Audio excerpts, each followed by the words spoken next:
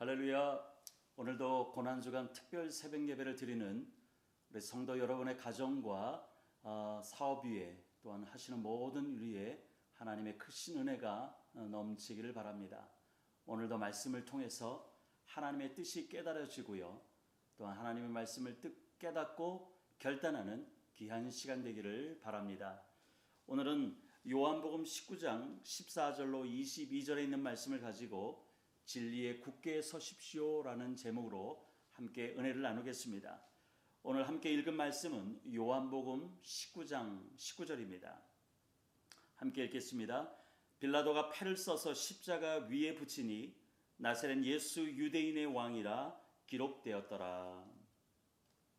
오늘 본문 말씀의 핵심 메시지는 예수님이 왕이라는 사실과 십자가의 진리는 모든 문화와 언어의 장벽을 뛰어넘는다는 것을 함께 나누겠습니다.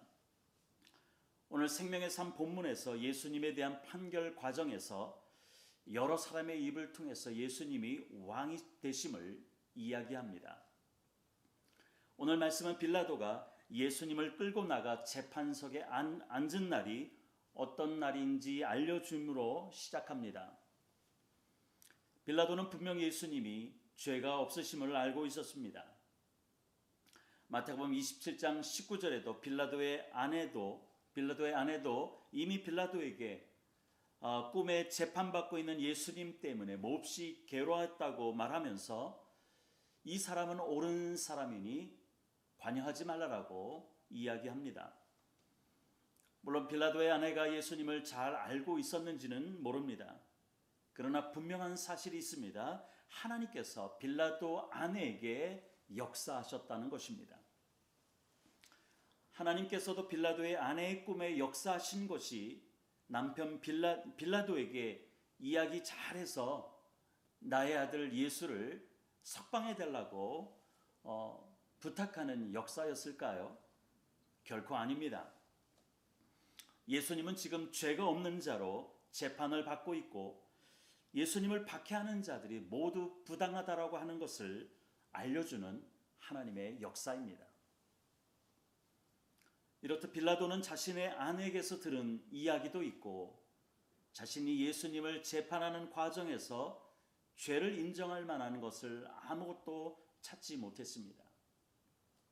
그래서 예수님을 십자가에 못 박으라는 수많은 무리들을 설득하려고 했습니다. 그러나 어제 우리가 요한복음 19장 12절의 말씀을 나눈 것처럼 무리들은 예수님을 놓아주면은 빌라도 당신은 가이사의 충신도 아니고 반역자라고 하는 소리를 냈었습니다. 빌라도에게서 이 외침은 상당한 무게를 지닌 위협이었습니다. 이 외침에 빌라도는 자기의 안위를 먼저 생각했습니다. 자신의 양심보다 예수님께 대하여 갖게 된 그 경외심보다 자신의 앞날을 걱정했습니다. 결국 최종 판결을 내리기 위하여 재판석에 앉은 것으로 이제 본문이 어제는 마무리되었고요. 이제 그 최종 판결을 위해서 재판석에 앉은 날이 어떤 날인지 분명히 말해주면서 오늘 본문은 시작됩니다.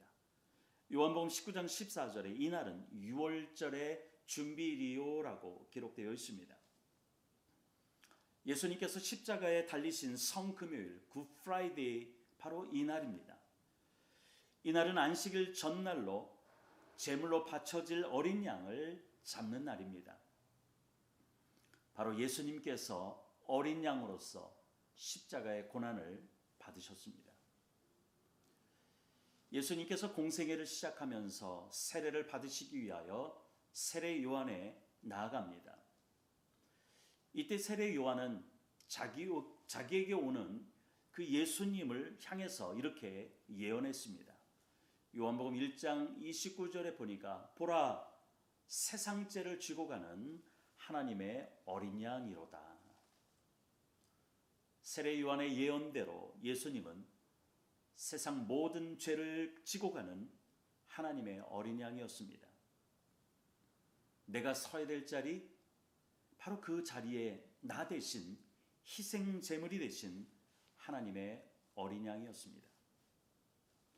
오늘 본문의 유대인의 심령은 완전히 타락 그 자체였습니다. 예수님을 하나님의 아들 되심을 알지 못합니다. 예수가 곧 그리스도이심을 깨닫지도 못합니다. 그래서 예수님을 십자가에 못 박으라고 소리칩니다. 유대인들의 심령은 병들었습니다. 여전히 죄와 사망의 법 아래 종노릇하며 무엇이 진리인지 모르며 사는 사람들입니다. 입으로는 하나님을 예배한다고 말하며 제사를 드립니다. 말로만 하나님께 가까운 채 합니다. 입술로만 하나님을 높이는 채 합니다. 그러나 그들의 마음은 하나님에게서 멀어져 있습니다. 이사야서 29장 13절에 이렇게 얘기합니다. 주께서 이르시되 이 백성이 입으로는 나를 가까이하며 입술로는 나를 공경하나 그들의 마음은 내게서 멀리 떠났나니 그들이 나를 경외함은 사람의 계명으로 가르침을 받았을 뿐이라. 그들의 삶에 하나님은 전혀 없습니다. 하나님으로부터 말씀을 듣고 배우지 못했습니다. 하나님이 주신 하나님이 모세를 통해서 주신 율법에 더욱더 자기들의 생각대로 법칙을 가감했고요. 사람들의 계명을 그래서 가르침을 받았습니다. 사람의 계명으로 가르침을 받았으니까 결국 하나님을 알지 못합니다. 여러분 기억하시길 바랍니다. 성도가 하나님을 알지 못하면 망하는 것입니다. 호세아 4장 6절에 이 백성이 나를 알지 못하여 망한다라고 말씀하고 있습니다. 오늘 본문 요한복음 19장 15절에서 유대인들 특히 하나님께 제사를 주관하는 영적인 리더들인 대제사장들이 하나님을 알지 못하니 어떤 시련을 하나요?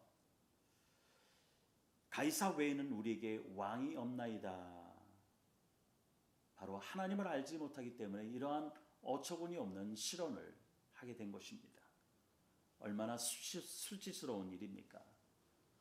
호세아 4장 7절에서 영적 리더자들이 바로 서지 못할 때 하나님은 어떻게 반응할 것인지 경고하셨습니다. 제사장이 많아지면 많아질수록 나에게 짓는 죄도 더 많아지니 내가 그들의 영광을 수치로 바꾸시겠다라고 경고하신 것이죠. 성도든 세상 사람들이든 하나님의 사랑과 공의가 동시에 나타난 이 십자가의 사랑, 십자가의 은혜를 깨닫지 못하면 그의 삶은 피폐해질 수밖에 없습니다. 그 이유는 한 가지입니다. 내가 어디서 와서 어디로 가야 되는지 그 끝을 모르기 때문입니다. 시편 49편 20절에 사람이 제 아무리 영화를 누리며 살아도 깨닫지 못하면 잠깐 살다가 죽는 짐승과 같다라고 말하고 있습니다. 선한 영향력도 줄 수 없습니다. 예수님의 십자가에 나타난 하나님의 사랑, 그 하나님의 은혜를 깨닫는 심령이 다 되시는 저와 여러분의 일생이 되기를 주님의 이름으로 축복합니다. 끝으로 오늘 본문에서 중요한 메시지를 만납니다. 요한복음 19장 20절입니다. 예수께서 못 박히신 곳이 성에서 가까운 고로 많은 유대인이 이 패를 읽는데 히브리어와 로마와 헬라 말로 기록되었더라 말씀합니다. 빌라도는 예수님에 대한 최종 판결을 내린 다음에 예수님의 그 십자가의 팻말을 달았습니다. 그 팻말에는 이렇게 쓰였습니다. 나사렛 예수 유대인의 왕이라 라고 그렇게 명패를 붙였습니다. 그런데 이 펜은 세 가지 언어로 기록되어 있다고 그랬습니다. 히브리말, 로마말, 헬라 말입니다. 물론 빌라도가 예수님을 놓아주려는 자신의 의견을 무시하고 심지어 예수님을 놓아주면 황제의 충신도 아니고 반역자라고 위협하는 그 유대인들을 못마땅하게 여겨서 그렇게 명패를 붙여서 복수한 것일 수 있습니다. 그러나 세 가지 언어로 쓰여졌다는 것은 십자가의 능력이 어떤지를 보여주는 의미입니다. 십자가는 모든 열방과 모든 민족에게 문화와 언어의 장벽을 뛰어넘는다는 메시지를 우리에게 알려준 것입니다. 히브리어로 쓰여졌기 때문에 유대인들이 모두 이해할 수 있습니다. 또한 라틴어로 쓰여졌기 때문에 로마인들 모두 그 내용을 알 수 있습니다. 또한 세상의 공통어인 헬라어로 쓰여졌기 때문에 모든 민족이 바로 예수가 유대인의 왕이다라고 하는 이 명패를 알 수 있었습니다. 그러므로 빌라도는 예수님이 왕 되심을 온 민족, 온 열방에게 무의식적으로나마 전했다라고 말할 수 있습니다. 빌라도의 명패는 말할 것 없이 유대인들을 분노하며 자극시켰습니다. 그래서 요한복음 19장 21절에 빌라도에게 그 명패를 보면서 그냥 유대인의 왕이라고 쓰지 말고 자칭 유대인의 왕이라고 변경시켜 달라고 요청합니다. 빌라도는 이들의 요청에 대꾸할 준비도 되어 있었습니다. 요한복음 19장 22절 마지막 절에 보니까 내가 쓸 것을 썼다라고 단언했습니다. 빌라도는 유대인들의 요청에 응하지도 않았고 그들의 반대에 굴복하지 않았습니다.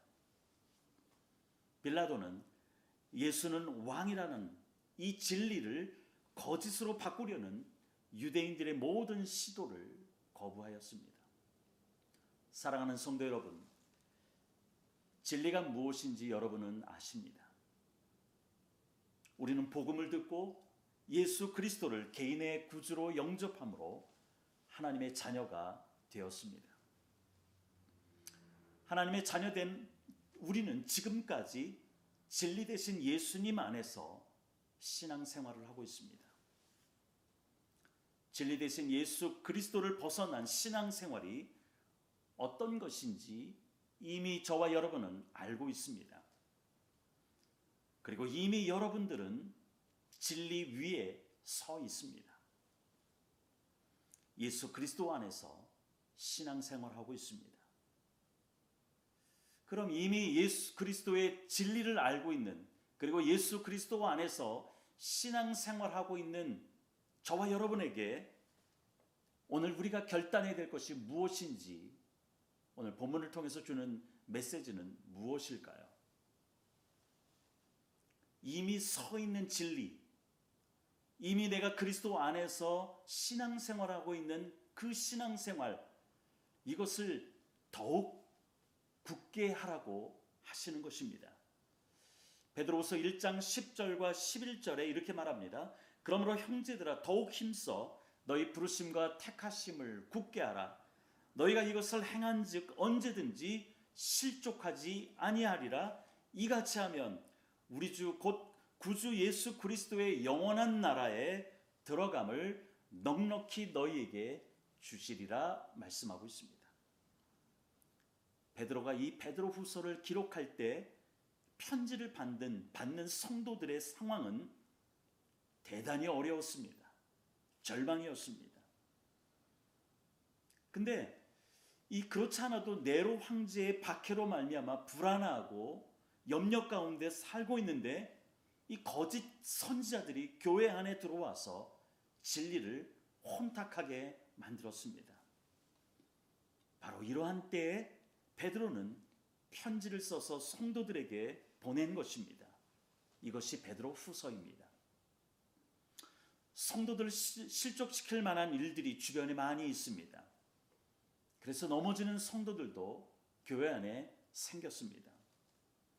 그런 이들에게 베드로 사도는 하나님이 나를 부르시고 택하셨다는 것을 더욱 힘써서 굳게 하라고 권면합니다. 그래야지만이 우리 주변에는 나를 실족시킬 만한 모든 요소들이 주변에 가득 차 있는 가운데서도 하나님이 나를 부르심과 나를 택하심을 더욱 힘써서 굳게 할 때 실족하지 않는다라고 베드로 사도는 말하고 있는 것입니다. 또한 실족하지 말아야 될 이유를 말하고 있습니다. 그것은 바로 예수 그리스도의 영원한 나라에 들어갈 날이 머지않았기 때문입니다. 그러면서 베드로 사도는 베드로후서 1장 12절에 이렇게 얘기합니다. 그러므로 너희가 이것을 알고 이미 있는 진리에 서 있으나 내가 항상 너희에게 생각나게 하려 하노라. 고난주간 더욱 우리가 예수 그리스도를 끊임없이 생각해야 되는 이유를 말하고 있는 것입니다. 이미 알고 있는 진리 위에 더욱 굳게 서기 위하여 우리는 늘 예수 그리스도를 생각하고 말씀을 통해서 설교를 통해서 주님의 역사들을, 주님의 은혜들을 우리가 날마다 공급받아야 된다라고 하는 것입니다.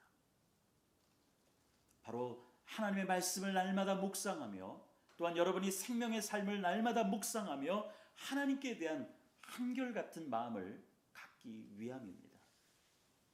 여호와를 의지하고 항상 한결같은 마음을 갖고 있는 성도들에게 하나님은 완전한 평안을 주신다라고 약속합니다.